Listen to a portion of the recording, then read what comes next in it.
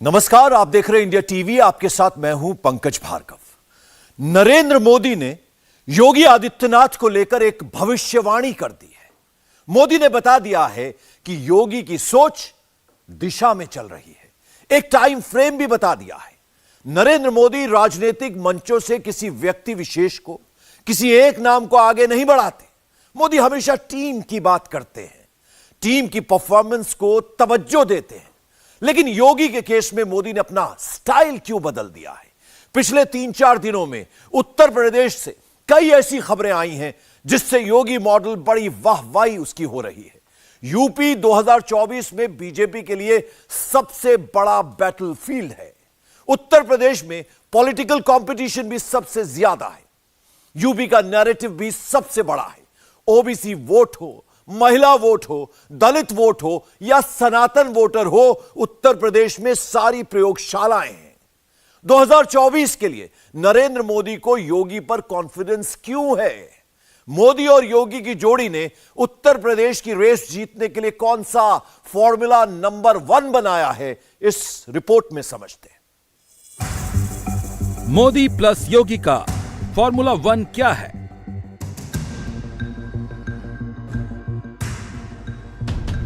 योगी के बारे में मोदी के मन की बात क्या है?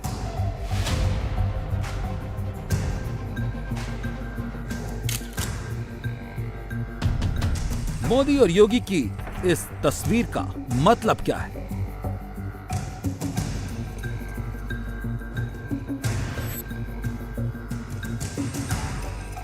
प्रधानमंत्री की किस बात पर खुलकर हंसने लगे मुख्यमंत्री योगी?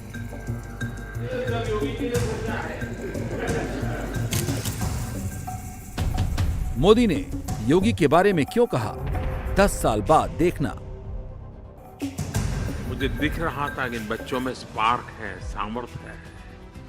मैं पक्का मानता हूं दोस्तों, 10 साल के भीतर भीतर देखना, इस स्कूलों में से उत्तर प्रदेश की, काशी की आन बान शान निखरने वाली। इन सभी सवालों का, तस्वीरों का, प्रतीकों का, बातों का मतलब एक है और टारगेट भी एक है। 23 और 24 के चुनाव। यह टारगेट पूरा कैसे होगा? इसके लिए पहले फोकस 80 पर है। अब यह 80 क्या है? 80% सनातन वोट भी है और यूपी में 80 की 80 सीटों की गारंटी भी है। और अगर दोनों की श्योरिटी हो गई तो गाड़ी 24 की आसानी से निकल जाएगी। इसके लिए मोदी और योगी दोनों का सॉलिड कॉम्बिनेशन है, काम में, पॉपुलैरिटी में और रेटिंग में भी। मोदी के लिए योगी सदा उपयोगी हैं। आसान भाषा में समझ लें तो मोदी अगर जीत की गारंटी है तो योगी उसकी वारंटी। इसीलिए जब मोदी काशी आए तो मोदी के हर फ्रेम में योगी नजर आए और हर इवेंट में मोदी ने योगी का जिक्र किया। योगी के लिए मोदी के मन में क्या है तो उसका जवाब ये है। योगी की कड़क प्रशासक की छवि है। लॉ एंड ऑर्डर इनकी सबसे बड़ी यूएसपी है। जिस तरह से उन्होंने यूपी में गुंडों, बदमाशों, माफियाओं का राज खत्म किया, वो एक मिसाल है। पिछले 1 हफ्ते के भीतर जिस तरह से कई बदमाशों का योगी की पुलिस ने एनकाउंटर किया है, उसके बाद योगी का इकबाल और भी बुलंद हो गया है। योगी की फायर ब्रांड हिंदू नेता की छवि है। 80% सनातन वोटर सीधे योगी से कनेक्ट करते हैं। राम मंदिर को लेकर जिस तरह से योगी का इंटरेस्ट दिखता है, जिस तरह से अयोध्या के विकास का काम हो रहा है, उसमें योगी किस तरह से पर्सनली जुड़े हुए हैं, किसी से छिपा नहीं है। बस इसी से समझ लीजिए, योगी पहले कार्यकाल में ही 40 बार अयोध्या जा चुके हैं और जब से राम मंदिर बन रहा है उसके बाद से महीने 2 महीने पर वहां का काम देखने जाते रहते हैं। योगी का विकास मॉडल, एजुकेशन मॉडल, शोषित, वंचित, हेल्थ और महिलाओं के लिए जिस तरह से उनकी सरकार काम कर रही है, मोदी इसीलिए योगी को हाई रेट कर रहे हैं। प्रधानमंत्री मोदी जब काशी आए थे तो उन्होंने 16 अटल आवासीय विद्यालयों का उद्घाटन किया था। उसमें पढ़ने वाले बच्चों से मिले थे। इसी समय मोदी ने योगी के बारे में बहुत बड़ी बात कही, लेकिन मोदी सबसे ज्यादा हैरान अटल आवासीय विद्यालय के बच्चों के सवालों से हुए। अभी मैं ये अटल आवासीय विद्यालय के कुछ बच्चों को मिल के आया। श्रमिक परिवार के बच्चे थे, पक्का घर भी कभी देखा नहीं था। लेकिन इतने कम समय में जो आत्मविश्वास मैंने उनका देखा, मैं उनके सभी टीचर्स को भी बधाई देता हूँ। जिस आत्मविश्वास से वो बातें कर रहे थे और प्रधानमंत्री को जिस प्रकार से वो ड्रिल कर रहे थे, ऐसे सवाल पूछ रहे थे, मैं भी तो कोई सिलेबस पढ़ के आया नहीं था। श्रीमान जी, आपसे एक प्रश्न है। प्रश्न पूछोगे? अच्छा, बता सकते हैं? हाँ बिल्कुल पूछो। भारत में पहले इतनी स्वच्छता नहीं थी, आप आए तो इतनी भारत में स्वच्छता होने लगी। जैसे कि किताब कॉपी में भी देते हैं, चश्मा छपा रहता है, जिसमें लिखा रहता है स्वच्छ भारत। आप ये कैसे करते हैं? मैं नहीं करता, आप लोग करते हैं। इन बच्चों में से एक बच्ची ने प्रजा और परिवार को लेकर एक सवाल पूछ लिया। मोदी विरोधी अक्सर मोदी पर हमला करने के लिए मोदी को राजा संबोधित करते आए हैं, लेकिन मोदी ने इस मासूम बच्ची के सवाल का जो जवाब दिया, वो मोदी विरोधियों का मुंह जरूर चुप कर देगा। आप अपने प्रजा से सबसे ज्यादा प्यार करते हैं या अपने घर वाले से? जब राजा होते थे ना, तब प्रजा होती थी। मैं तो लोगों का पुजारी हूँ। ये सभी बच्चे श्रमिकों के बच्चे हैं जो अटल आवासीय विद्यालय में पढ़ाई कर रहे हैं। मोदी से इनका 1-to-1 का इंटरेक्शन था और इन बच्चों को देखने के बाद मोदी ने पहली बार बताया कि अटल आवासीय विद्यालय का आइडिया कहां से आया। आपने क्या सोचकर ये अटल आवासीय विद्यालय खोला? अरे सब योगी जी ने सोचा है। योगी जी कुछ न कुछ नया सोचते रहते हैं, कुछ नया करते रहते हैं। मुझे दिख रहा था कि इन बच्चों में स्पार्क है, सामर्थ्य है। मैं पक्का मानता हूं दोस्तों, 10 साल के भीतर भीतर देखना, इस स्कूलों में से उत्तर प्रदेश की, काशी की आन बान शान निखरने वाली। मोदी के योगी का नाम और काम का जिक्र करते हुए पूरे विरोधियों पर सवाल किया, बताया कि उन्होंने क्या किया और योगी ने क्या किया और क्या कर रहे हैं। आप देखिए कि तत्कालीन राजनीतिक लाभ लेने का जिनका इरादा नहीं होता है,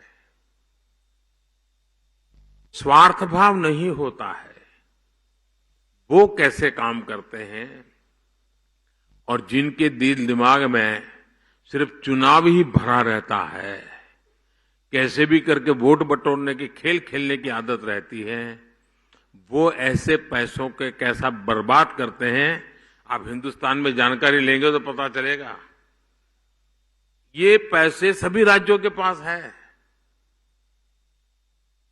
और भारत सरकार ने पूरी की पूरी उनको छूट दे के रखी है, लेकिन ज्यादातर राज्य वोट मिलने वाले कामों के लिए उन पैसों को खपा रहे हैं, जबकि योगी जी ने, और मेरी बात तो बहुत पहले हुई थी लेकिन उन्होंने मन में रखा, और आज और ये बच्चे इतने तैयार होंगे ना, उस परिवार को फिर मजदूरी करने की नौबत ही नहीं रहेगी। बहुत सी बातें कही नहीं जाती हैं, प्रतीकों से भी पहुंचा दी जाती हैं। 80% सनातन वोटर्स को मैसेज कैसे पहुंचाना है, इस तस्वीर से समझिए। ज्ञानवापी का मसला कोर्ट में है, सर्वे हो रहा है, जिस आधार पर सर्वे की इजाजत मिली है, सनातन वोटर्स की उम्मीद खिली है। और ऐसे में मोदी को गिफ्ट की गई नंदी की मूर्ति का बड़ा मतलब हो जाता है। कहा कुछ नहीं, लेकिन 80% को इस तस्वीर के जरिए मैसेज पहुंचा दिया। मोदी का योगी पर भरोसा क्यों है? उसकी सबसे बड़ी वजह है, मोदी जो सोचते हैं योगी वैसे ही उसे जमीन पर उतार देते हैं। जो मोदी देश के लिए करते हैं, योगी यूपी में सफल तरीके से इम्प्लीमेंट कर सबके लिए सैंपल पेश कर देते हैं। जबकि विरोधियों का फोकस सिर्फ मोदी सेंट्रिक रहता है। लेकिन इस बार मोदी विरोधी अलायंस का दावा है कि मोदी की काट ढूंढ ली गई। It's one of the BJP's distraction strategies, right? Okay. Look, we started off with one election, Right. right? When we started our elections. Why do we have different dates? Because in the Indian system, a chief minister can say, actually, in year 2, I feel comfortable enough to win an election and I'm going to hold an election, right? So, at any point, a chief minister can declare elections, right? So, Obviously, that's why this has happened. It's a distraction. It's a distraction. Look, the main issues in India are simple. Concentration of wealth. Huge inequality in wealth, number one. Number two, massive unemployment. Number three, huge unfairness towards the lower caste, towards OBCs, towards tribal communities. These are the issues. Everybody knows them. Price rise. 1,000 rupees cylinder. Right? Now, BJP can't contest those. Right? So, let's have Mr. Biduri make a statement. Let's have, let's get together and sort of have elections together. Let's change the name of India. This is all distraction. We know it. We understand it. And we're not going to let them do it. Rahul Gandhi दावा भले बड़ा कर रहे हैं, लेकिन सबसे बड़े state UP को लेकर क्या कर रहे हैं? उनके पास इस बात का कोई जवाब नहीं है, क्योंकि कांग्रेस यहाँ अपनी अभी जमीन तलाश रही है। प्रियंका गांधी ने इसमें जान फूंकने की कोशिश की थी, लेकिन वो भी सफल नहीं हो पाई। यहाँ मोदी और योगी का कॉम्बिनेशन है, जो इस बार 80 की 80 सीट लाने पर काम कर रहा है, जबकि अभी तक ये तय नहीं हो पाया है कि इंडिया अलायंस में किसको कितनी सीट यूपी से मिलने वाली है। अध्यक्ष जी, सवाल इसलिए हो रहा है कि कांग्रेस भी सीटें मांग रही है। तो मांगना तो अच्छी बात है ना, तो हम और आप तय थोड़ी करेंगे। हमें और कांग्रेस या जो भी दल है उनको मिलकर के तय करना है। जब मैंने आपसे कहा कि समाजवादी पार्टी के और समाजवादी लोगों का इतिहास उठा लीजिए, समाजवादियों ने लोगों को जोड़ने का काम किया है और बढ़ चढ़ करके भी अगर साथ लाने के लिए कुछ हमें त्याग भी करना पड़ा होगा तो त्याग भी किया है। लेकिन इस बार लड़ाई बड़ी है, 2024 की लोकतंत्र और संविधान बचाने की लड़ाई है। इसलिए हमारी पार्टी सबको साथ लेने के लिए तैयार है। अखिलेश यादव अभी तो ये बात कर रहे हैं, लेकिन बंटवारे के वक्त कौन किस लेवल तक झुकता है, इंडिया अलायंस की मजबूती और मोदी से सामना इसी संभावना पर टिकी हुई है। जहां टीम मोदी 80% सनातन पर फोकस कर रही है, 50% महिला वोटर्स पर नजर लगाए है, 45% युवा वोटर्स के लिए काम कर रही है, 33% श्रमिक वर्ग के लिए जान झोंक दी है, वहीं इंडिया अलायंस को 50% ओबीसी वोटर और 14% मुस्लिम वोटर्स में ही स्कोप दिख रहा है। हर कम्युनिटी के लोग हैं। अरे ये तो बीजेपी कभी भी नजदीक नहीं आने देती। यहां तक कि जो प्रेसिडेंट राष्ट्रपति है, हमारे राष्ट्रपति द्रौपदी मुर्मू जी को वो नए बिल्डिंग इनॉग्रेशन में इनविटेशन भी नहीं दिया। ये है शेड्यूल ट्राइब के तहत क्यों नहीं बुलाना? आप सिनेमा वालों को बुलाते हो, आप अपने लोगों को बुला के दिखाते हो, तो वो इनॉग्रेशन के लिए आपने मुर्मू को क्यों नहीं बुलाया? वो तो अध्यक्ष है, राष्ट्रपति है, और राष्ट्रपति को अपमान करते हो और ऊपर से बोलते हैं हमने ये सब बनाया, देखो उनको अध्यक्ष बनाया, इनको ये क्या बनाया? नाम के वास्ते बनाते हो। और दूसरी चीज, जब उसका फाउंडेशन हुआ, उसके फाउंडेशन के वक्त भी हमारे जो कोविंद है, राष्ट्रपति थे, उनको फाउंडेशन के वक्त भी नहीं बुलाया गया, क्योंकि वो अछूत है। अगर अछूत के हाथ से फाउंडेशन करेंगे तो नेचुरली फिर वो गंगा जल से लाके धोना पड़ता। फर्क यही है, मोदी का सैंपल साइज बहुत बृहद है। महिला की बात करते हैं तो उसमें जनरल, दलित, ओबीसी, मुस्लिम सब आते हैं। जब वो 80% सनातन पर फोकस करते हैं तो दलित, ओबीसी, जनरल सब सनातनी आते हैं। उसी तरह ये बातें श्रमिकों और युवा वोटर्स में भी लागू होती हैं, जबकि विरोधी सिर्फ मोदी पर पर्सनल अटैक में ही अपना स्कोप देख रहा है। G20 सम्मेलन के दौरान कनाडा ने भारत के खिलाफ बड़ी साजिश रची थी, लेकिन भारत ने अपने कूटनीतिक दांव से उसे नाकाम कर दिया था। कनाडा के प्रधानमंत्री G20 समिट में चाहते थे कि उनके 5 साथी देश हरदीप निज्जर के बहाने भारत को घेरें, लेकिन सबने कनाडा को टकासा जवाब दे दिया। दिल्ली में बेआबरू हुए जस्टिन ट्रूडो अब अपने घर में ही घिर गए। उनके अपने देश के नेता और इंटेलिजेंस एजेंसी के अधिकारी सवाल उठा रहे हैं कि आखिर उन्होंने खालिस्तानियों पर कार्रवाई क्यों नहीं की। वहीं भारत ने खालिस्तानी आतंकियों के खात्मे का चक्रव्यूह भी एक्टिव कर दिया है। हरदीप सिंह निज्जर, सुखदूल सिंह सुक्खा दुने के अगला नंबर किसका? लिस्ट तैयार है।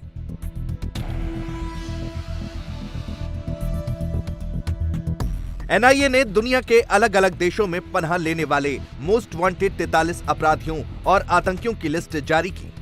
इस लिस्ट में 8 नाम ऐसे हैं जिनके बारे में पक्की खबर है कि वो कनाडा में छुपे हैं। कनाडा की जस्टिन ट्रूडो सरकार को उनके बारे में जानकारी दे दी गई है, डोजियर सौंप दिया गया है, एविडेंस दे दिया गया है।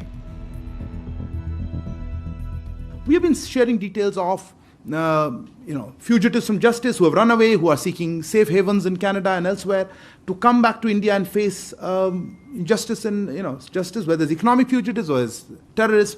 I think that's the way rule of law works.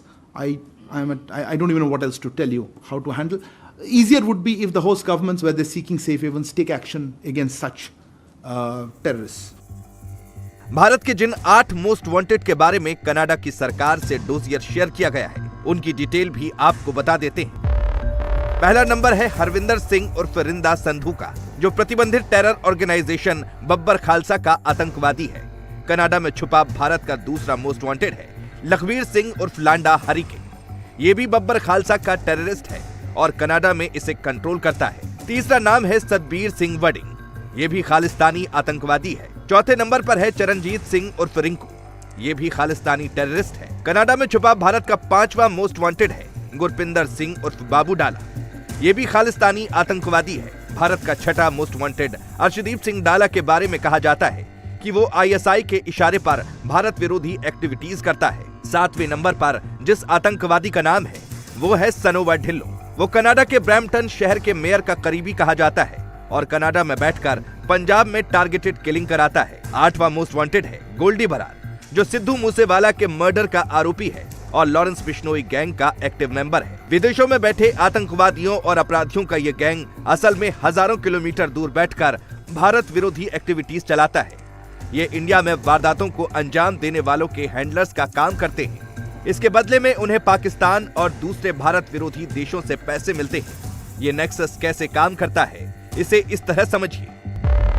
विदेश में बैठे ये आतंकवादी भारत में अपराध करने जैसे कि murder, bomb blast, drug smuggling और डिस्ट्रीब्यूशन, भारत विरोधी प्रदर्शन करने के ठेके लेते हैं। इसके बाद वो इंडिया में अपने गिरोह के सदस्यों को एक्टिवेट करते हैं। पेमेंट हवाला के थ्रू होती है।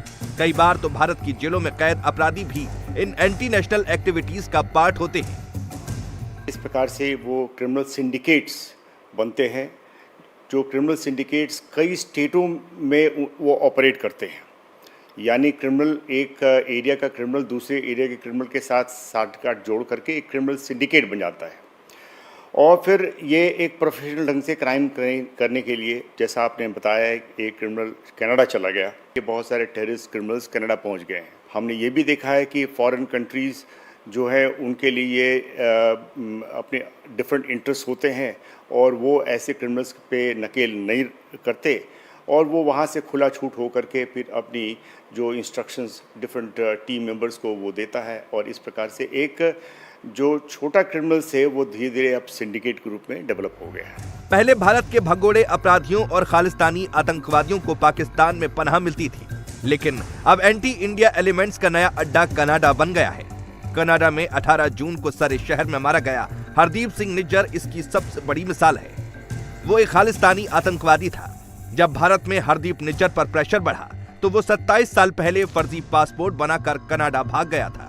कनाडा ने उसे सिटीजनशिप भी दे दी और अब उसकी हत्या के लिए भारत को जिम्मेदार बता रहा है। रॉ के एक्स चीफ विक्रम सूद कहते हैं कि हरदीप निज्जर कनाडा का नागरिक भले बन गया था, फिर भी वो भारत का मोस्ट वांटेड आतंकवादी था और जस्टिन ट्रूडो ने तो बिना सबूत ही भारत पर इल्जाम लगा दिया, कोई एविडेंस नहीं दिया। अभी एविडेंस आ रहा है, अभी प्रूफ आ रहा है, लेकिन हम ये तो कर दें कि जो शख्स हमारे गवर्नमेंट ऑफ इंडिया के रिकॉर्ड्स में है वो तो वांटेड टेररिस्ट है। और दूसरी बात ये है कि उसको आप आज कह रहे हैं कि कैनेडियन सिटीजन है। जब ये 97 में वहां पहुंचा था तो ये रवि शर्मा बन के पहुंचा था।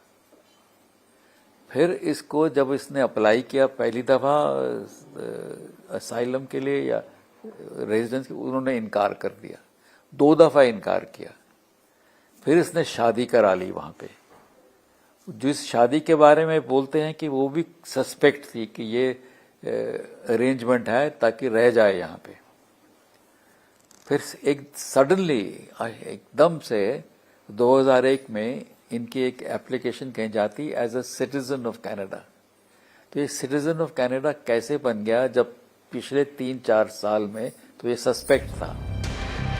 सिर्फ भारत ही नहीं, खुद कनाडा में लोग जस्टिन ट्रूडो के इस दावे को गलत बता रहे हैं कि निज्जर की हत्या में भारत का हाथ होने का कोई सबूत है। कनाडा के जिस ब्रिटिश कोलंबिया प्रोविंस में हरदीप निज्जर की हत्या हुई थी, उसके प्रीमियर डेविड एबी ने भी कहा कि जस्टिन ट्रूडो की सेंट्रल गवर्नमेंट ने उनको भारत का हाथ होने का कोई एविडेंस नहीं दिया। The only briefings that I've been able to receive from CSIS are what are called open information briefings or open source briefings, which is information that's available to the public doing an internet search, which I find frustrating. And so I can be transparent about that information that I've received. In terms of the specific incident in Surrey, I was contacted by the Prime Minister. He briefed me about what he was going to say in the Parliament, which he then went on and said. He offered to me a briefing from CSIS, which of course I said yes, I would like that. We arranged it. We got a briefing from the director, which was, as I say, open source information, and then that was it. I expressed my frustration in the meeting with the CSIS director about our inability to get more concrete information about this kind of thing. मगर Justin Trudeau Bharat पर लगाए गए अपने आरोपों पर अड़े हैं। कह रहे हैं कि उनके पास भारत के खिलाफ पक्के सबूत हैं। There are credible reasons to believe that agents of the government of India were involved in the killing of a Canadian on Canadian soil. That is something of the utmost and foundational importance in a country of rule of law, in a world where international rules-based order matters. We have a rigorous and independent justice system and robust processes that will follow their course, and we call upon the government of India to engage with us to move forward on getting to the truth of this matter. पड़ोसी America ने भी Canada को इस मामले में full support दे दिया है। छोटे मोटे अफसरों के बाद अब तो अमेरिका के विदेश मंत्री एंटनी ब्लिंकन ने भी कह दिया है कि कनाडा के प्रधानमंत्री ने भारत पर जो आरोप लगाए हैं वो बहुत गंभीर हैं और वो चाहेंगे कि इन आरोपों की जांच में भारत मदद करे। We are deeply concerned about the allegations that Prime Minister Trudeau has raised. We have been consulting throughout very closely with our Canadian colleagues, and not just consulting, coordinating with them on this issue. And from our perspective, it is critical that the Canadian investigation proceed. And it would be important that India work with the Canadians on this investigation. We want to see accountability, and it's important that the investigation run its course and lead to that result.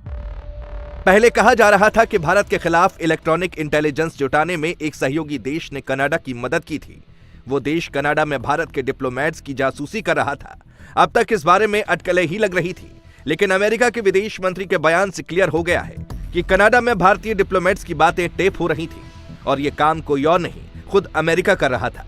Canada में America के राजदूत David Cohen के बयान से ये बात clear हो गई है। Canada has in its possession communication that involves Indian diplomats, and that not all of it originated in Canada, meaning that some of it came from our Five Eyes partners. Are you able to answer whether or not that intelligence came from the U.S.? So I'm not. I wouldn't in any circumstance. I think I've already gone further than you should have expected that I'd be willing to go by confirming that there was shared intelligence among Five Eyes partners that helped lead Canada to making the statements that the Prime Minister made. अगर वाकई भारतीय diplomats की जासूसी में America ने Canada की मदद की है, तो सवाल यह है कि आखिर अमेरिका ने ऐसा क्यों किया? अमेरिका तो भारत से दोस्ती का दम भरता है, भारत को अपना स्ट्रेटेजिक पार्टनर कहता है, फिर उसने भारत के खिलाफ कनाडा की मदद क्यों की? इस सवाल का जवाब बहुत आसान है। कनाडा अमेरिका का सबसे नजदीकी पड़ोसी देश है। दोनों ही देश फाइव आइज अलायंस के मेंबर्स भी हैं। इसी वजह से अमेरिका ने इंडियन डिप्लोमेट्स के इलेक्ट्रॉनिक सर्विलेंस में कनाडा की मदद की। यही नहीं, कनाडा और America North Atlantic Treaty Organization के मेंबर हैं। दोनों को एंग्लोस्फेयर नेशंस कहा जाता है, यानी कि यहाँ की ज्यादातर आबादी अंग्रेजी भाषा बोलती है। दोनों ही देशों के बीच हिस्टोरिकल रिलेशंस भी रहे हैं। भारत के खिलाफ अमेरिका और कनाडा के इस इंटेलिजेंस कोऑपरेशन को समझने के लिए हमें सबसे पहले तो फाइव आइज अलायंस को समझना होगा।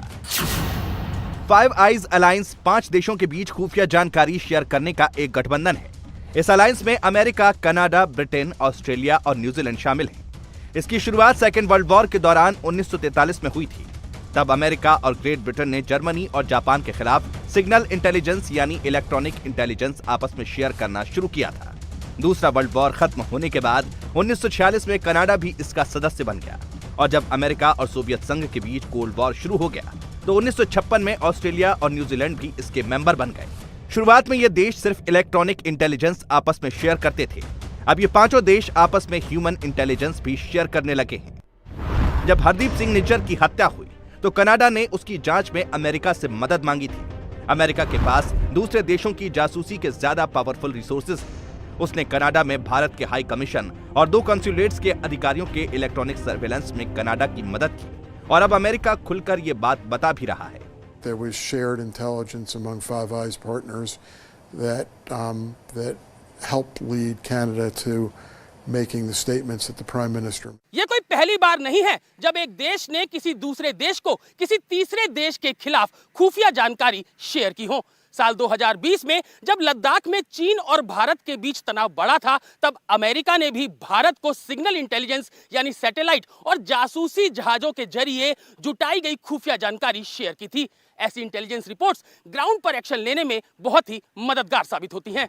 अमेरिका की CIA या नेशनल इंटेलिजेंस एजेंसी, इजराइल की मोसाद, रूस की SVR, ब्रिटेन की MI6, फ्रांस की DGSE हो या फिर भारत की खुफिया एजेंसी रॉ, सबकी सब ग्राउंड पर अपने एक्शन के लिए सिग्नल या ह्यूमन इंटेलिजेंस के भरोसे रहती हैं। जानकारी तो कई सोर्स से मिलती है, वो सोर्स कितने ऑथेंटिक है, जो खुफिया जानकारी मिली है वो कितनी पक्की है, ये पता करना बहुत जरूरी है, तभी उसे सरकार को पास ऑन किया जा सकता है।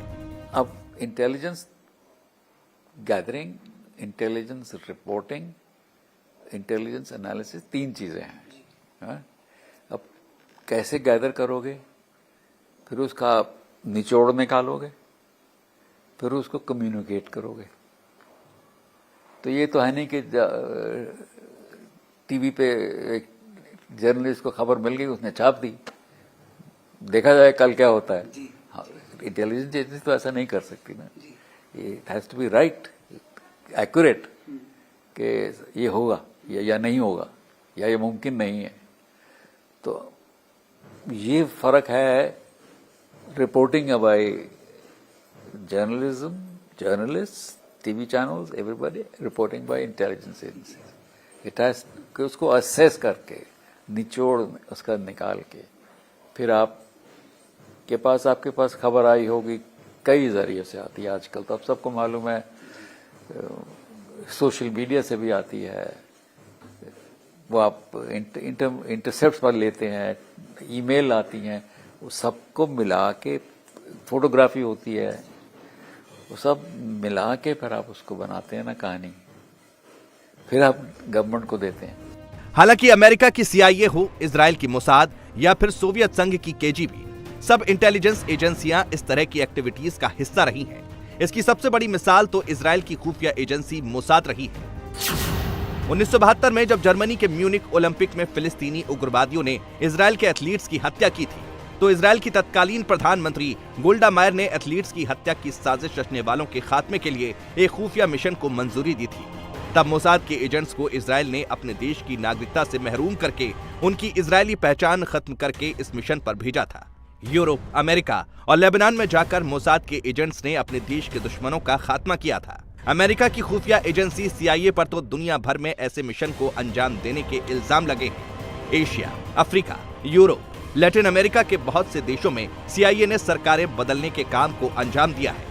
सोवियत संघ की जासूसी के लिए बर्लिन की दीवार के नीचे सुरंग बनाने से लेकर लैटिन अमेरिकी देशों की लेफ्टिस्ट सरकारों के खिलाफ बागियों को हथियार देने तक CIA ने ऐसे बहुत से खुफिया मिशनों को अंजाम दिया है जो सरासर गैर कानूनी थे। हालांकि CIA और दूसरी खुफिया एजेंसियां अपने मिशन और अपनी एक्टिविटीज को बढ़ावा देने के लिए जबरदस्त प्रोपेगेंडा मिशन भी चलाती हैं। फिल्मों से लेकर गलत जानकारी प्लांट करने तक अपना हित साधने के लिए हर नुस्खा आजमाती हैं। पूर्व सोवियत संघ की एजेंसी KGB ने तो 19,000 से ज्यादा झूठी खबरें प्लांट की थी। वो दिन थे कोल्ड वॉर के, America versus Russia, Soviet union versus United states. उनको सबको था कि हम जितने अपने पास घेर लें, अपनी साइड में ले लें, उतना ही अच्छा है। और उसके लिए आपको रेसिपिएंट इंडिया, टारगेट कंट्री जिसको बोलो, अपने तरफ का रवैया बनाना है। उनका जहन में ये डालना है कि ये Russia, Soviet union is the country जो हमारे साथ हमको फायदा होगा। तो इसलिए कहानियां बनाते थे, स्टोरीज लिखवाते थे। हॉलीवुड में कई फिल्में ऐसी बनी हैं जो CIA या पेंटागन ने हाथ दे के बनवाई हैं। जी।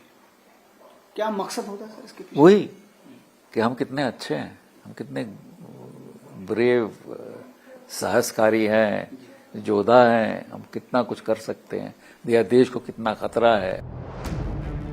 वहीं कनाडा में खालिस्तानी एक्टिविटीज के खिलाफ भारत ने कनाडा को न सिर्फ डॉक्यूमेंट दिए बल्कि पक्के सबूत भी दिए। मगर कनाडा की जस्टिन ट्रूडो सरकार ने कभी भी अपने यहाँ छुपे बैठे इन आतंकवादियों पर कोई कार्रवाई नहीं की। उल्टे गुरपतवंत सिंह पन्नू, हरदीप सिंह निज्जर, हरविंदर सिंह रिंदा और लखबीर सिंह जैसे खालिस्तानियों को एंटी इंडिया एक्टिविटीज चलाने की खुली छूट दे दी।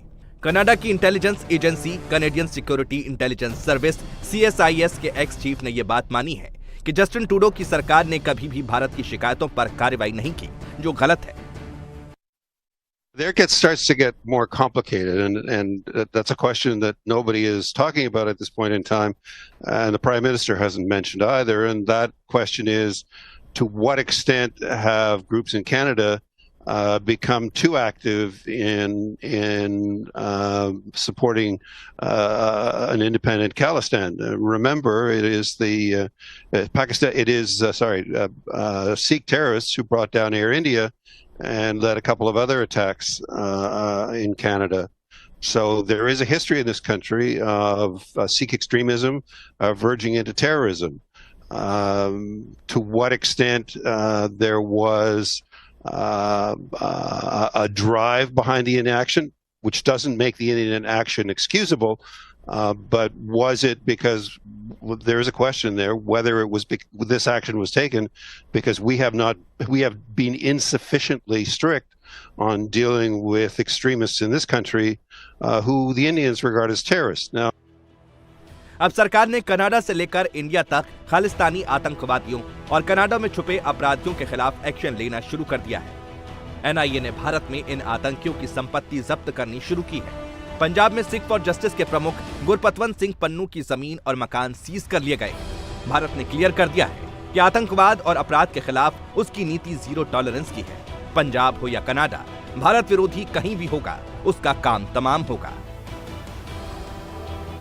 देश में मुसलमान खतरे में हैं का नैरेटिव एक बार फिर से फैलाया जाने लगा है। मुसलमान को टारगेट बताया जाने लगा है। मुस्लिमों को अपने पाले में लाने के लिए तमाम हथकंडे अपनाए जाने लगे हैं। लेकिन अचानक से ऐसा नैरेटिव क्यों बनाया जाने लगा है और किसने अपने बयान से मुसलमानों को भड़काने की कोशिश की, पूरी खबर दिखाएंगे इस रिपोर्ट में।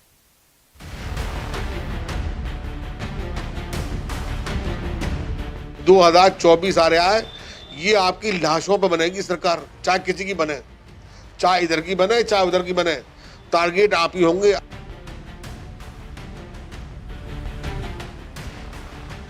अभी तो कुछ नहीं, अभी तो आपको बहुत कुछ देखना बाकी है। अभी तो आपको बहुत कुछ देखना पड़ेगा। 24 आते आते देखना क्या होगा। आप लोगों को जीना हराम हो जाएगा। क्या खतरे में है देश का मुसलमान?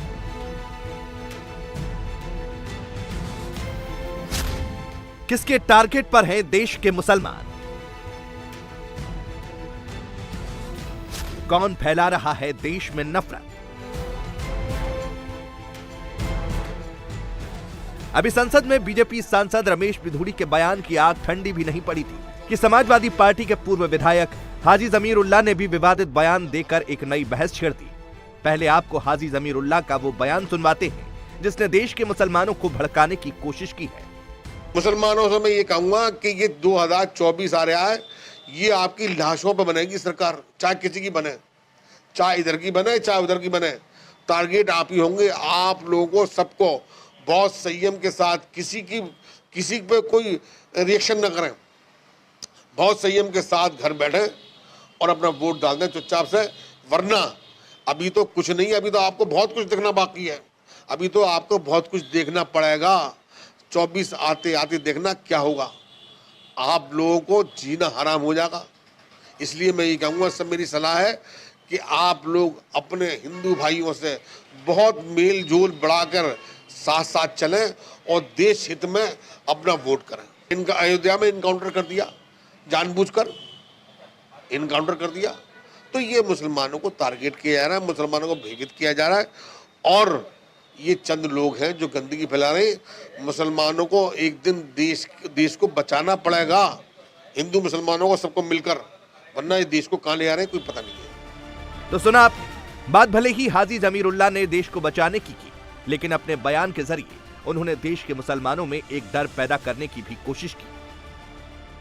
लेकिन जिन घटनाओं को लेकर हाजी जमीरुल्लाह ने ऐसा बयान दिया, उनके बारे में भी आपको बता दें। अयोध्या में 3 बदमाशों का एनकाउंटर हुआ, जिसमें से एक की मौत हो गई और 2 जख्मी हुए। तीनों ही आरोपी मुसलमान थे, लेकिन ये तीनों आरोपी एक लड़की की मौत के जिम्मेदार थे। बड़ी ही बेरहमी से इन्होंने एक लड़की की जान ली। वहीं दूसरा मामला मुजफ्फरनगर का था, जहां एक टीचर का मुस्लिम बच्चे को पिटवाने का वीडियो सामने आया था। आरोप लगा कि मुसलमान होने की वजह से पिटाई की गई, लेकिन सामने आया कि माता पिता के कहने पर बच्चे पर सख्ती की गई। हालांकि इस मामले में टीचर के खिलाफ भी मामला दर्ज किया गया। तीसरा मामला पुलिस कस्टडी में अतीक अहमद की हत्या का था। मेडिकल चेकअप पर ले जाने के दौरान अतीक और अशरफ की हत्या कर दी गई। पुलिस पर गंभीर आरोप लगे, लेकिन इस हत्याकांड में पुलिस की संलिप्तता नहीं मिली। गैंग वॉर में हत्या की बात सामने आई। तो इन मामलों को लेकर ही जमीरुल्लाह को लगता है कि देश में मुसलमान खतरे में हैं और उनको टारगेट किया जा रहा है। हालांकि ये कोई पहला मौका नहीं है जब हाजी जमीरुल्लाह ने इस तरह का बयान दिया हो। इससे पहले भी वो कई मौकों पर विवादित बयान देते रहे हैं। अलीगढ़ में मौलाना के साथ एक महिला के द्वारा की गई मारपीट का वीडियो सोशल मीडिया पर वायरल होने के बाद सपा के पूर्व विधायक ने कहा था कि दंगे की साजिश हिंदू रच रहे हैं। यूपी सरकार की तरफ से अवैध मदरसों की जांच की बात कही गई थी। तब भी उन्होंने कहा था कि अगर मदरसों पर पाबंदी लगाने की कोशिश की गई तो घर घर मदरसे बनेंगे। ज्ञानवापी विवाद मामले पर कहा था, न मंदिर न मस्जिद से मतलब, ये सिर्फ सत्ता के पुजारी। इसके अलावा लव जिहाद पर उन्होंने कहा था कि लव से घर बसते थे, अब लव जिहाद से सरकारें बनती हैं। बुर्के पर पाबंदी लगाए जाने पर हाजी जमीरुल्लाह ने कहा था, बुर्के पर रोक लगाने वालों को नंगा करके घुमाना चाहिए। तो कुल मिलाकर जमीरुल्लाह हमेशा से अपने बयानों के जरिए मुसलमानों को भड़काने का काम करते आए हैं और उनका ताजा बयान भी इसी तरह की कोशिश है। वहीं अब आपको ये भी बताते हैं कि हमेशा विवादों में रहने वाले जमीरुल्लाह खान आखिर है कौन। जमीरुल्लाह खान का जन्म 20 जून 1966 को अलीगढ़ जिले में हुआ था। वो 8वीं कक्षा तक पढ़े हैं। वो अलीगढ़ जनपद की कोल विधानसभा से 2007 और 2012 में समाजवादी पार्टी से विधायक भी चुने गए। 2017 में जमीरुल्लाह खान ने निर्दलीय कोल विधानसभा से चुनाव लड़ा, जिसमें वो चुनाव हार गए। 2023 में अलीगढ़ से मेयर का चुनाव भी लड़ा, लेकिन उसमें भी हार का सामना करना पड़ा। 2024 के चुनाव में मुसलमान एक बड़ा फैक्टर है, इसीलिए सभी पार्टियां मुसलमानों को अपने अपने पाले में करने में लगी है। लेकिन हाल के दिनों में मुसलमानों को लेकर हो रही बयानबाजी से मुस्लिम वोट किस पलड़े में बैठेगा, ये देखना दिलचस्प होगा। इंडिया टीवी हर वक्त हर जगह डाउनलोड करने के लिए सर्च करें India TV news Google play store या ऐप स्टोर पर।